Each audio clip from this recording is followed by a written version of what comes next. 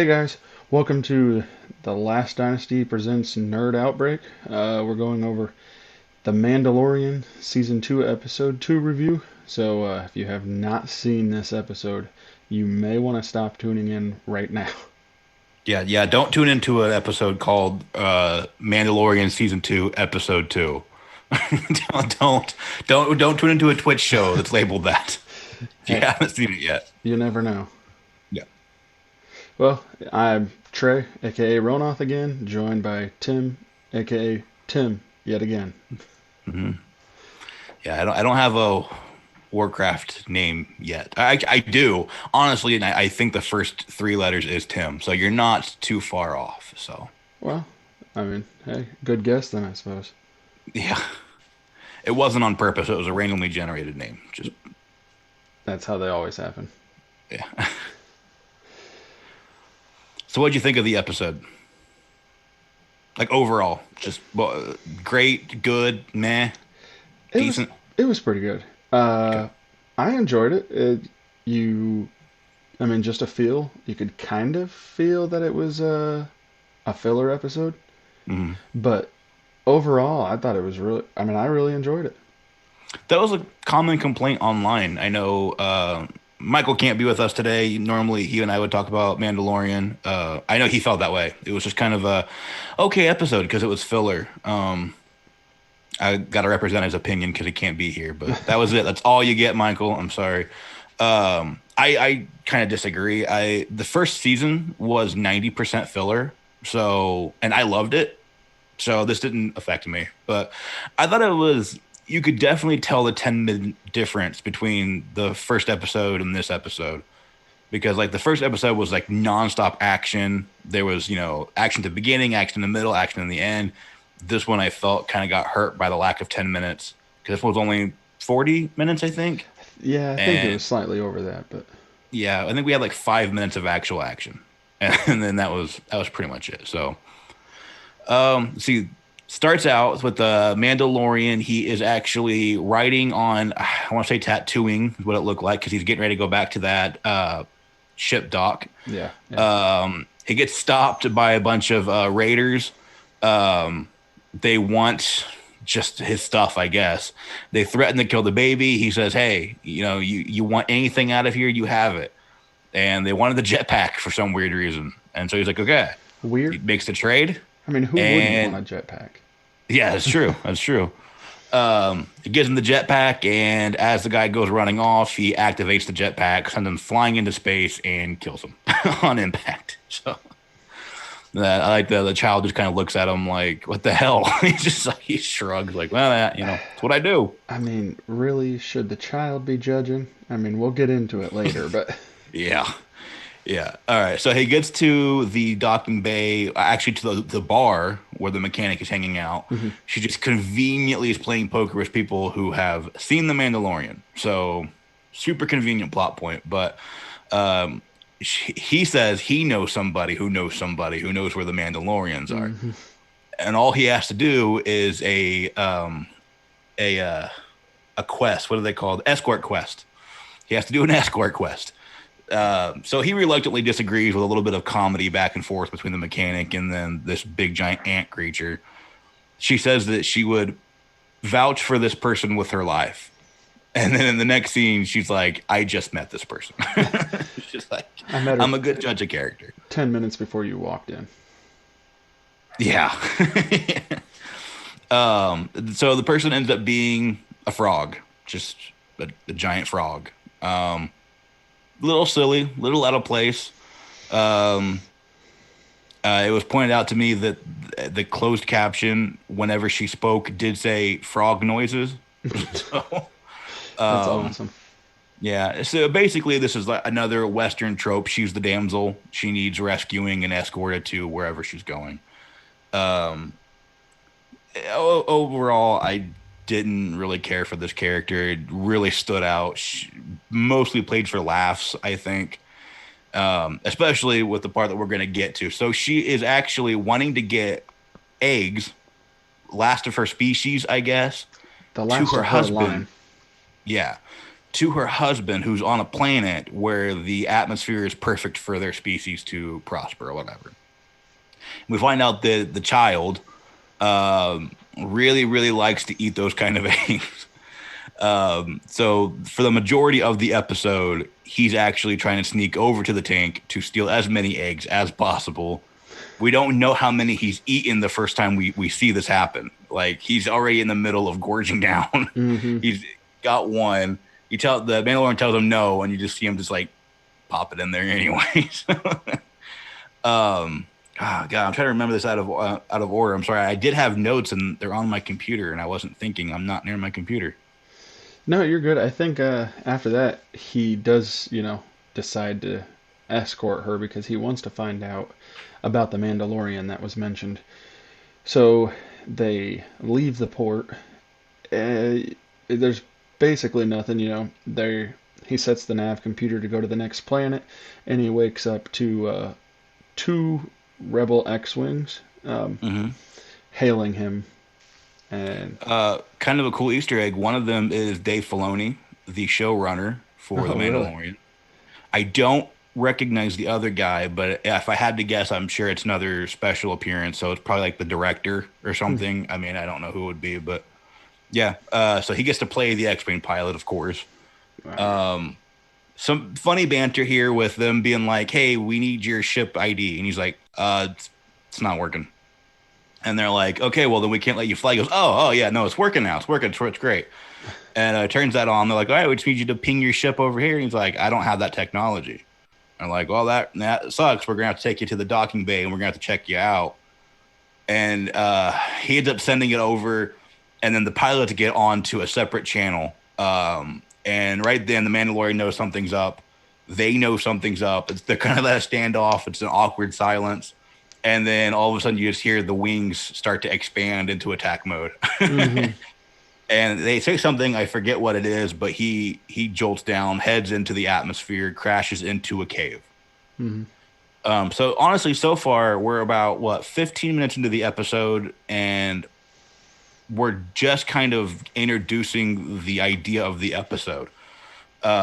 Which again is not necessarily a bad thing, but we get to the planet, the ship is damaged, giant hole, they're all freezing.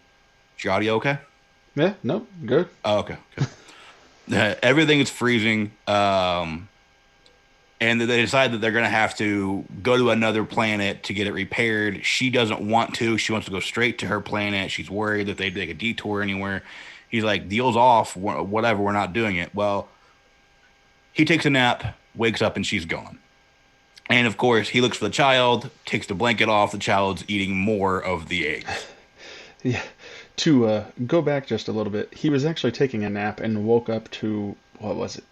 The assassin bot talking to him because she had reprogrammed Yeah. it for its translator, which Yeah, was which was nice touch. it was pretty neat, and it also brought me, the viewer, back into realizing, oh yeah, he still has that bot. Like, Yeah, it's yeah. just sitting there. Yeah, because at first, the scene was a little awkward, at least to me, because she was staring at that bot, Mm-hmm.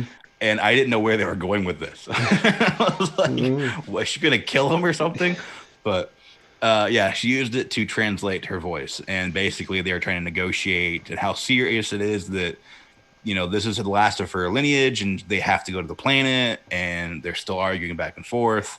Mm-hmm. He does work on repairing the ship some more after another like a nap sequence. Basically, he keeps saying, "I'm going to hit the rack" or whatever. I Yeah. assume that means he's going to sleep.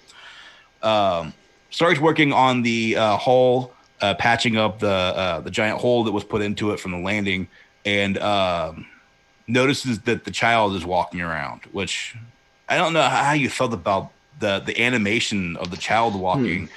It was iffy for me. It was weird. It was definitely clunky. Yeah. So the child leads him back to the footprints of the lady. Now, the Mandalorian has heat sensors in his helmet because he's like the Batman of this universe. Like, he just always has the right gear on him at all times, and it does everything. Right? Like, he pushes it, and he has like the bat repellent for the shark or whatever. Leads them to a hot spring where she is actually soaking. She's got the eggs in there. They're trying to, keep him warm. And he's like, no, this isn't going to work. We got to go back to the ship. When he looks over, the child is once again trying to sneak some more eggs, and he says no. So the child like gets his feelings hurt, walks off, gets to another set of eggs, starts disgustingly eating into this spider egg baby thing. So gross. I don't know if we're supposed to find that like adorable, like, oh, look at him just eating that spider, but not for me. No. It was not for me. At this time, like, I mean, obviously we'll get to the exciting part, but did you notice the frog lady grab her clothes with her tongue? Yeah, yeah. Oh, come on. You couldn't have just used your hands? Yeah, that was the second time we've seen her do that. But then, yeah, it was out of place again. I don't know. It was just kind of silly. But so while he's eating the spiders, he starts to notice that they're hatching all around him. Now, these spiders are actually from the Clone Wars, the cartoon, the Disney cartoon. Did you really? watch that? I did, yeah. Okay. Yeah, there was an episode where this was being explained to me recently because I did not watch the Clone Wars. So good. I guess they are they sense fear, Okay. so I guess that's what they were. Yeah. I didn't get that impression from this, so I don't know. Maybe they're different species or something. I don't know. It's a cool little nod to a different. And again, that's another David Filoni show, so he's kind of referencing his own show. So that was pretty cool. And then we see the child hauling ass back to the ship, and then you start to notice that they're not only hatching from all over, but they're just coming out from other areas already fully grown. And then of course you got the big mama that drops down like the queen alien, just like huge. And we've got a chase scene. For some reason, it doesn't dawn on him for the longest time to just use his flamethrower. Like he starts dead eye shooting all of them. And I'm just like, don't you have like this gigantic flamethrower? Yeah. I mean, it was impressive that he was dead eye shooting all these tiny little spiders, but yeah. And conveniently, like I know the animation for that episode had to be a headache because like he's shooting them, the ones that are coming towards him, and they're dying, but he's still surrounded by them. Like he should have been. I don't know. It was weird. I kept going, shoot all of them, burn the whole place down. Just get the hell out of there. They start taking off. They run. The frog lady starts actually hopping like a frog to get out of there. it was awful. And then the big mom starts chasing them from above. So they're in the cave still. She's above the cave, running on the surface, trying to pin them down. He throws C4, blows it up. Like the whole thing comes collapsing down. Some of the children kind of get through a little bit, but the mom's laying there flat, dead, whatever. So they get to the ship, and of course that giant hole's still there. So they get into the ship, but it doesn't do any good because like they're all just still going in the ship. There's a giant inviting door right there.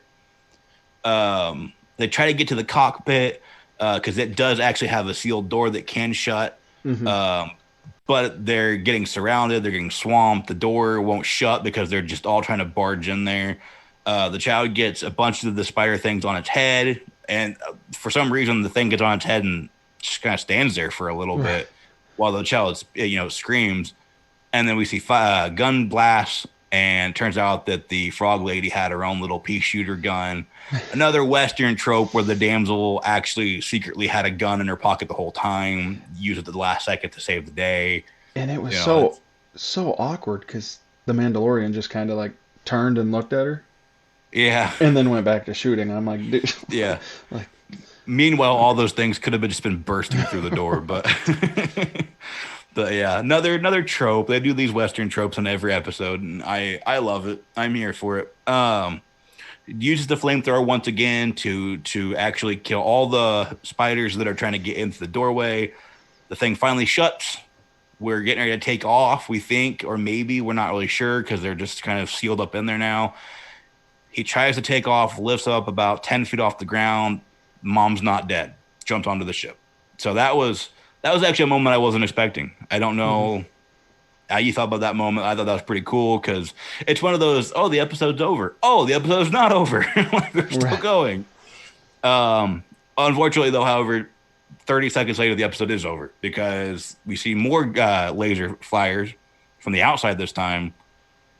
clearing off all the spiders. Mandalorian goes out there. It's the X-Wings from earlier. So they had been tracking him the whole time that he flew into the cave and crashed. And when he tried to escape the cave, it must have triggered their alarms again. They knew right where he was this time. They came in there, saved the day. We get a little bit of dialogue that's really corny as hell, where they're like, "You're a wanted man, but you did kind of save that one guy that one time." And so he's like, "So am I under arrest?" And they're like, "You should be, but conveniently, no, you're not." Well, I thought it maybe isn't as funny as I think it is, but when he goes out there and you realize that all the fire was coming from the pilots holding guns instead of the actual X-Wing. I get it. You don't want to destroy the, what is it, the Razor Crest? Mm-hmm. But come on, we've all seen the Star Wars movies, and you can be pretty accurate with those X-Wing freaking, Right. lasers. So, You can shoot a womp rat. Plus, we've seen now like these ships, and especially like all over the Star Wars universe, but this one in particular can take a beating. Like it has been by if this was a normal car on Earth, it would not be moving anywhere. It's done. Somehow he manages to patch it back up over and over and over again. yeah.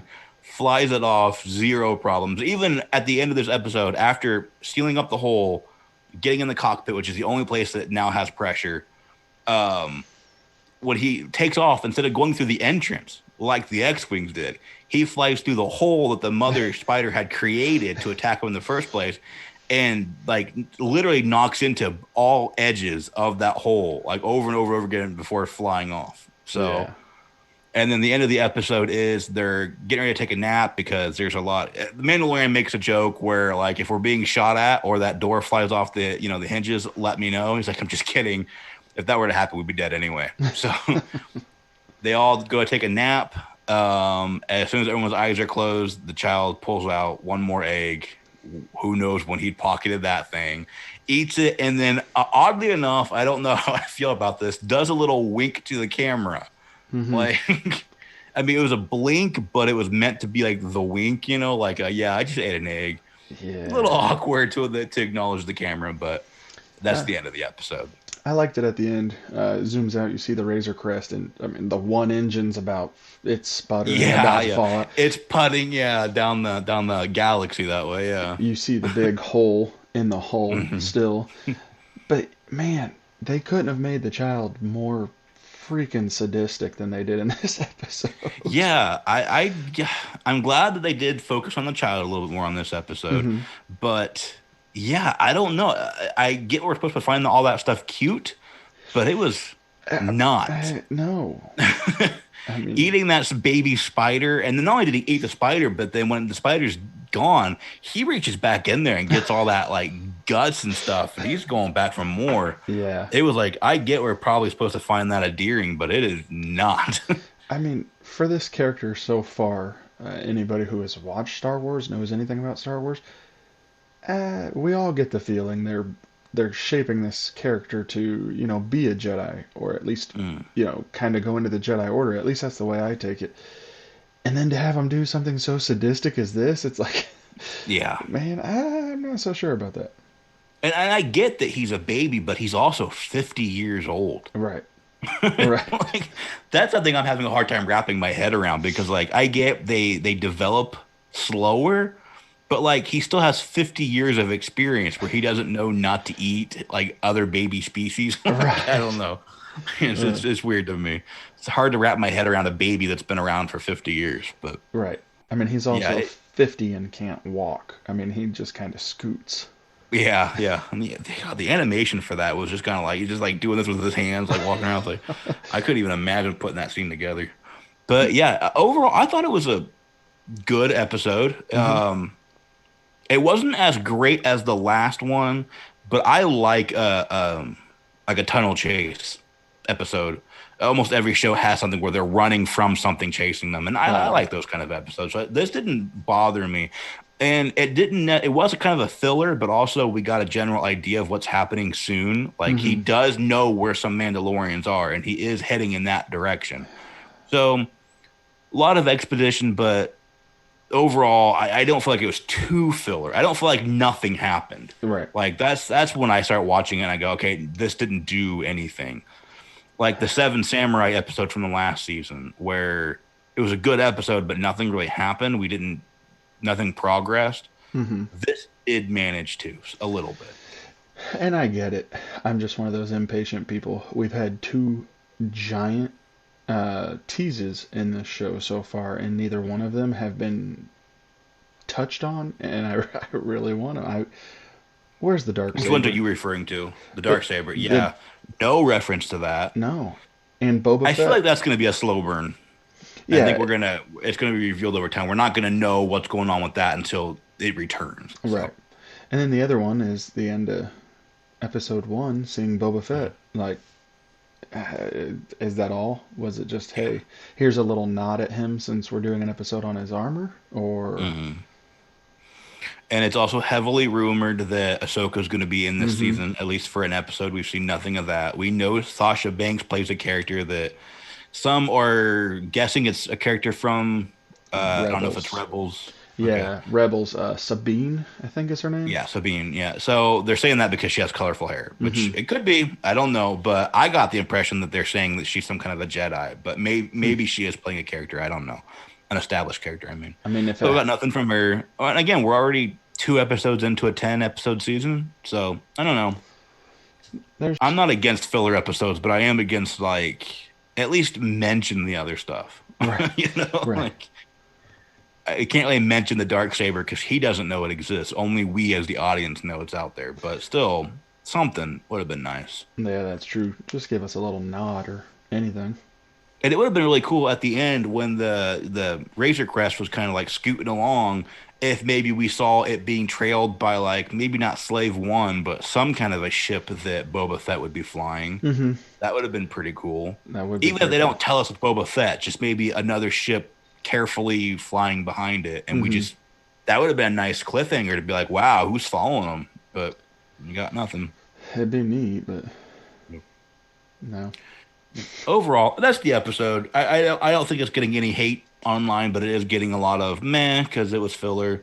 Mm. Um, I'm in the minority here. I disagree. I like it. I don't mind filler, especially if it has something to do with the plot in some way. But I can see a lot of people's complaints because they did promise in this season that there was going to be an overarching story. It wasn't going to be episodic like the first season. That's what they had said. Hmm. But yet, I guarantee you, if you don't watch this episode and you just go to the next one, you're still going to know what's going on. So it didn't Yeah. really do or say anything. But Yeah, yeah, that's true. good episode. It was a good episode. Got Yeah. anything else?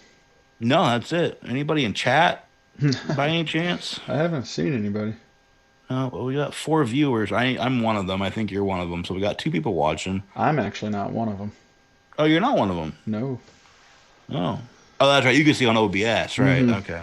Yeah, that's right. I forgot it does that now. That is a cool feature. Yes, it is. Well, hopefully we get more views. That being said, those of you watching or who will be watching, please subscribe. If you're watching on YouTube, please like, subscribe there as well. Check out our Facebook pages. Check out Friday night. Tran and maybe myself and maybe Tim plan on playing some Among Us and streaming that with some other community members, kind of getting some people involved. And then don't forget to tune in on Sunday at 10 a.m. Eastern. We'll be doing our episode 3 of the podcast, which will be starting covering the Elder Scrolls series. So tune in for Ooh. that. Yeah, man, Arena and Daggerfall are interesting. Yeah, and I wasn't there for the last episode, but I will most likely be there for this episode. I've got a lot of things to say about Elder Scrolls, so as long as you guys are still going to have me, I will be there. Hey, you are a host just like us. So, Yeah, I love the Elder Scrolls, so we'll see you guys on that episode. that being said, everyone have a good night. Don't forget to hit that subscribe button. Thank you.